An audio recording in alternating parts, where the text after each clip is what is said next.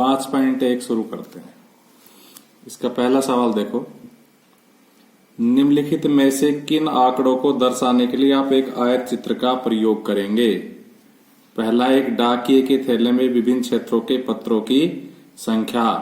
तो इसका आयत चित्र नहीं बनेगा, मैं यही आंसर लिख देता हूं। आयत चित्र नहीं बनेगा। क्यों नहीं बनेगा? क्योंकि आयत चित्र सिर्फ उन्हीं का बनता है जिन आंकड़ों का वर्ग बनाया जा सके, वर्ग अंतराल बनाया जा सके, वर्गों में विभाजित किया जा सके। तो विभिन्न क्षेत्रों को वर्गों में विभाजित नहीं किया जा सकता, अतः इसका आयत चित्र नहीं बनेगा। दूसरा, किसी खेलकूद प्रतियोगिता में प्रत्याशियों की ऊंचाइयां, तो इसका आयत चित्र बन जाएगा। आयत चित्र बन जाएगा। क्यों बन जाएगा? क्योंकि जो ऊंचाई है ना, ऊंचाई, उनको हम वर्गों में विभाजित कर सकते हैं।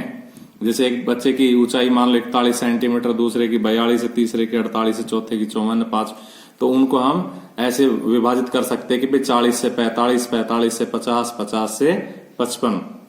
इसलिए इसका आयत चित्र बन जाएगा। जिन आंकड़ों का हम वर्गीकरण कर सके, वर्ग अंतराल बना सके, उनका आयत चित्र बन जाता है। तो इस ऊंचाइयों का आयत चित्र बन जाएगा।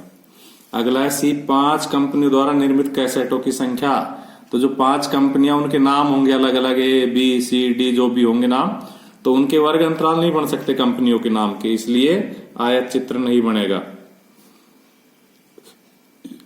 आयत चित्र नहीं बनेगा। उसके बाद चौथा सवाल है डी, किसी स्टेशन पर प्रातः 7 बजे से सायं 7 बजे तक रेलगाड़ियों के जाने वाले यात्रियों की संख्या। तो सुबह 7 बजे से शाम को 7 बजे तक जो यात्री जाएंगे, उनको हम वर्गों में विभाजित कर सकते हैं। जैसे 7 से 8 के बीच में कितने गए, 8 से 9 के बीच में कितने गए, 9 से 10 के बीच में कितने गए, 10 से 11 के बीच में कितने गए, तो कुल मिलाकर इनके वर्ग अंतराल बनाए जा सकते हैं, इसलिए आयत चित्र बन जाएगा।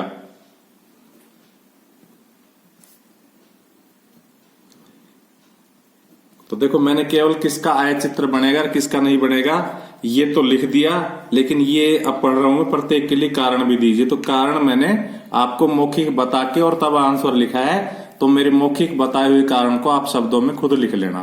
पहले मौखिक सुनना ध्यान से और फिर लिख लेना। अब दूसरा सवाल है, किसी विभागीय स्टोर पर खरीदारी करने आए व्यक्ति को इस प्रकार अंकित किया जाता है। पुरुषों को M से, महिला को W से, लड़का को 20 से तथा लड़की को G से। और इस प्रकार से प्रातःकाल पहले घंटे में ये इस प्रकार से है। जैसे शुरू के 1 घंटे तक हमने देखा, तो पहला कौन आई? महिला, दूसरी महिला, तीसरी महिला, फिर लड़की आई, फिर लड़का आया, फिर महिला आई, फिर महिला आई, फिर पुरुष आया। इस प्रकार से लगातार आए और अंत में महिला आई। तो इस प्रकार से 1 घंटे में इतने लोग आए। मिलान चिन्हों का प्रयोग करते हुए बारंबारता सारणी बनाइए और इसे प्रदर्शित करने के लिए दंड आलेख खींचिए। तो पहले हम इनकी बारंबारता सारणी बनाएंगे और फिर दंड आलेख खींचेंगे। दंड आलेख क्यों खींचेंगे? क्योंकि महिला, पुरुष, लड़के, लड़कियों को वर्ग अंतरालों में विभाजित नहीं किया जा सकता, इसलिए दंड आलेख ही खींचेगा। तो देखिए, मैं इसकी बारंबारता सारणी बना रहा हूं और बारंबारता सारणी बनाने के लिए मैंने तैयारी शुरू कर दी है। तो सबसे पहले हम इसमें क्या लिखेंगे? हम इसमें लिखेंगे कि व्यक्तियों को इस प्रकार से अंकित किया जाता है। तो ये तो हो जाएंगे व्यक्ति, एक कॉलम तो बन जाएगा व्यक्ति का, दूसरा कॉलम बन जाएगा मिलान चिन्ह का,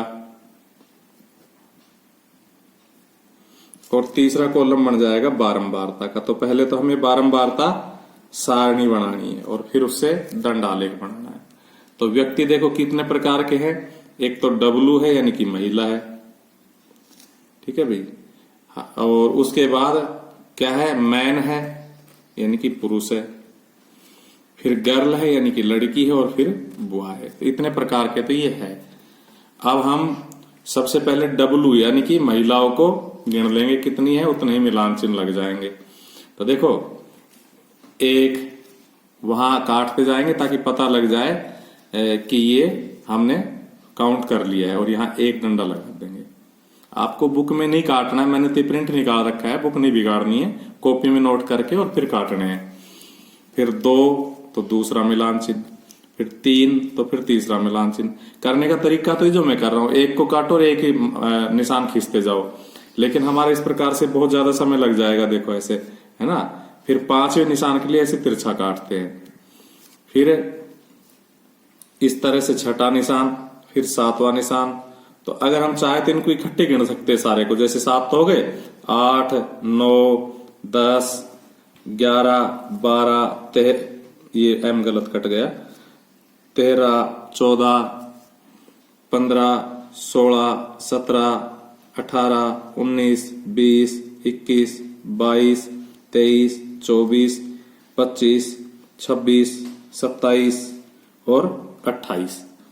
तो हम यहाँ 28 खींच देंगे। देखो 7, 8, 9 और ये 10, 11, 12, 13, 14 और ये 15, 16, 17, 18, 19 और ये 20, 21, 22, 23, 24 और ये 25, 26, 27 और 28।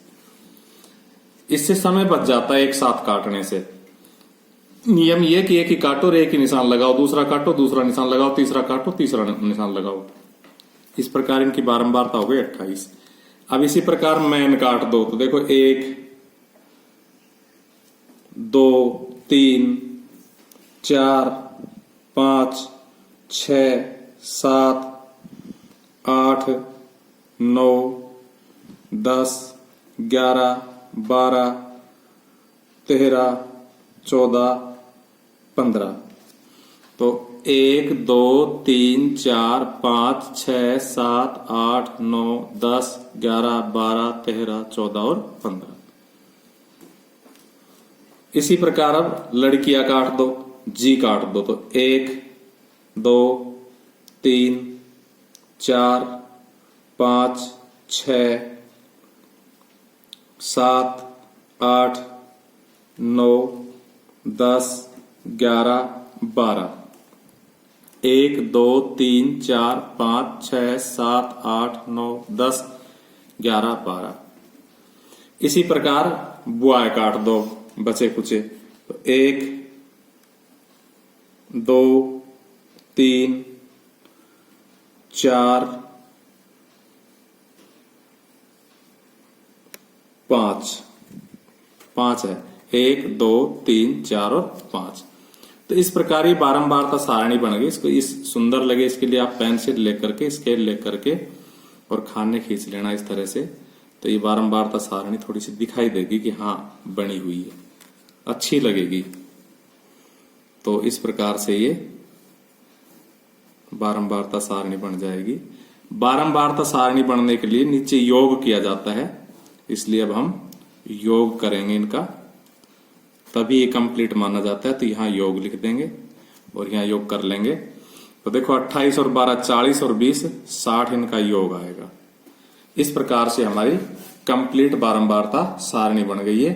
अब हम इसका दंड आलेख खींचेंगे। तो एक ग्राफ पेपर लेंगे और उस पर पहले एक्स अक्ष और वाई अक्ष का निर्माण करेंगे। जैसे हमने दंड आलेख ग्राफ पेपर ले लिया और इस पे देखो मैं पहले एक्स अक्ष का निर्माण कर रहा हूं। तो यहां पर हमने इस प्रकार से ये एक्स अक्ष खींच लिया। स्केल थोड़ा सा खिसक गया,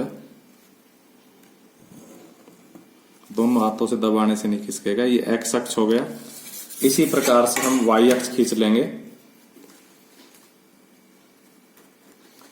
तो ये देखो वाई अक्ष खींच रहे हैं हम, आप लोगों को दिख जाए इसलिए मैंने एक बार हाथ हटा लिया है। और अब दोबारा से देखिए ये वाई अक्ष खींच दिया। दोनों जहां काट जाए वहां मूल बिंदु लिखते हैं ओ, और इस पे एरो लगा के हम लिख देंगे वाई। अब इसमें देखो हमारे पास 4 तरह के आदमी हैं। कौन कौन? औरत, पुरुष, लड़की और लड़का। तो ऐसे लिख लेंगे औरत, पुरुष, फिर लड़की और फिर लड़का। और उसके बाद में जितनी संख्या है हम देखते हैं, अधिकतम संख्या हमारे पास कितनी है 28। तो 28 के लिए हम 10 20 30 लिख सकते हैं। ऐसे कैसे लिख सकते हैं? ऐसे 10 20 30। हम अगर थोड़ा बड़ा चित्र बनाना चाहते तो 5 10 15 20 ऐसे भी लिख सकते थे। तो इस प्रकार से देखो हमने इधर क्या लिखे हैं, इधर लिखे हैं व्यक्तियों की संख्या,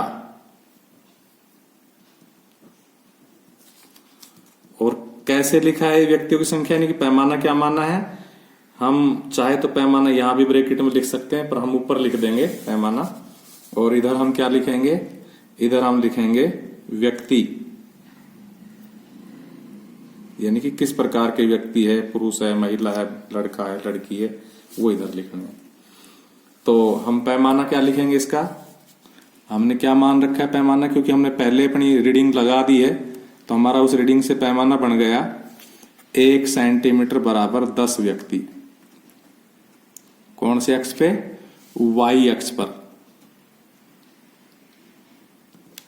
और इस पे पैमाना लिखने की एक्स अक्ष पे जरूरत नहीं है, स्तंभाकार में जब आयत चित्र बनेगा तब लिख दिया करेंगे, कोई जरूरी नहीं है, क्योंकि इसमें पैमाने की आवश्यकता ही नहीं होती।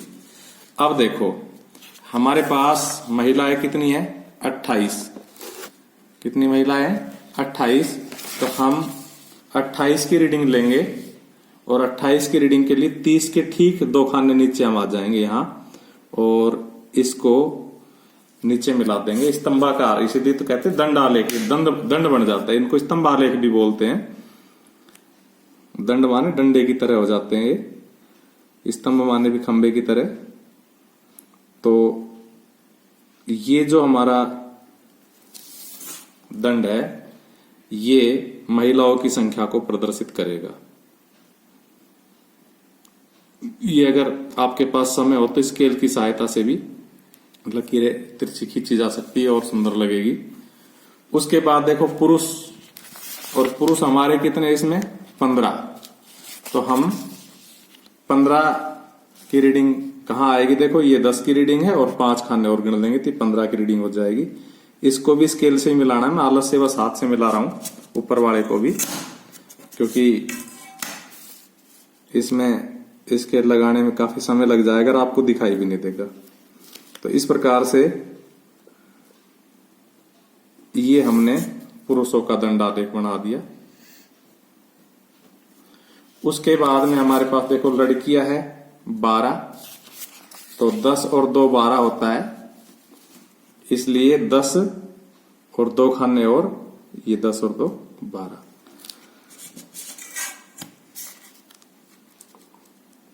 हम इसको बड़ा बनाना चाहते हैं तो 0 10 20 30 लिखने की बजाय 5 0 5 10 15 20 25 30 35 ऐसे लिख सकते थे, उससे थोड़ा बड़ा बन जाता।